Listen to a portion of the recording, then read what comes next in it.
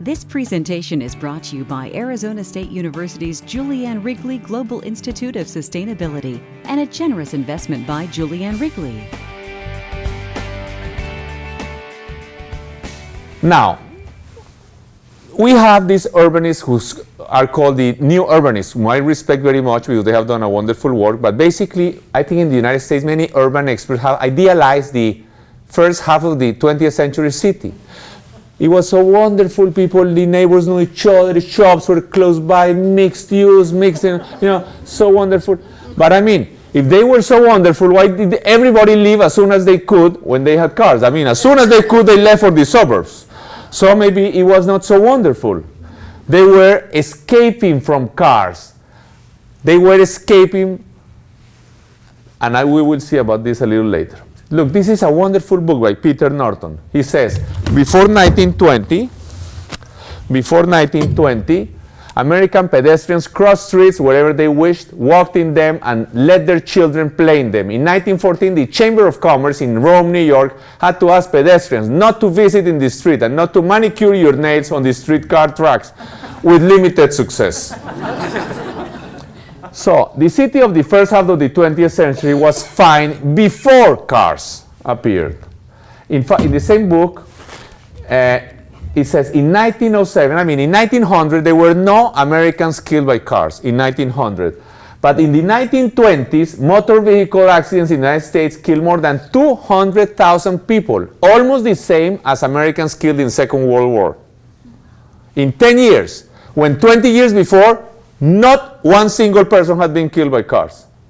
So something radical changed, but we should have changed completely the way we did cities. As soon as these killing machines appeared, we should have made cities where one street was for cars, the next only for pedestrians. One street for cars, the next, or something different. But no, we just made bigger streets, bigger roads, highways, and we continue the same as if nothing had changed. And everything has changed.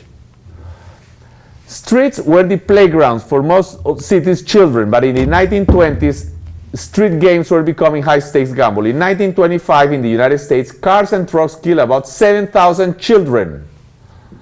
And that was 1/3 of the death toll. So something changed when cars appeared, but we seem to have assumed that nothing changed. We just made the same kind of cities, houses against the street now. And those Americans went to the suburbs to escape cars. At the beginning of the century, if you go to all the great cities,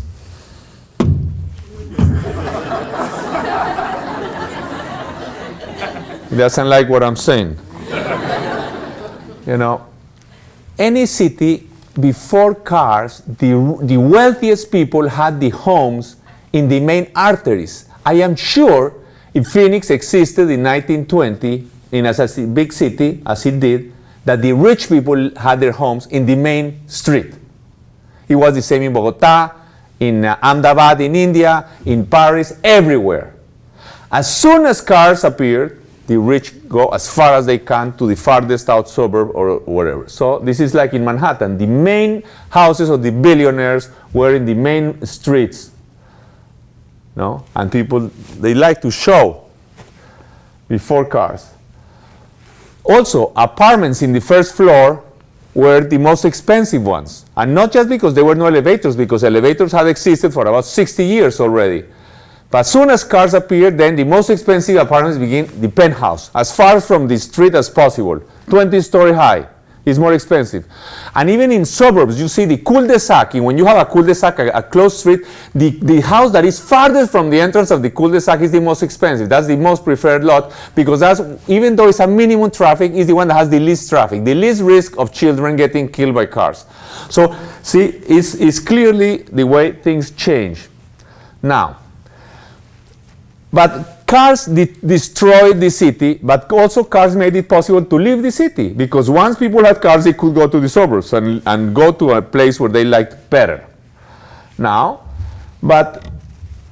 and clearly, of course, we began to make cities for cars and highways, and we made a mess. By the end of the last century, we realized we had made a mess, and we began to correct it. To make, especially in Europe, we began to make streets for pedestrians, all over the place, there is not one single European city or town which does not have a whole network of pedestrian streets only.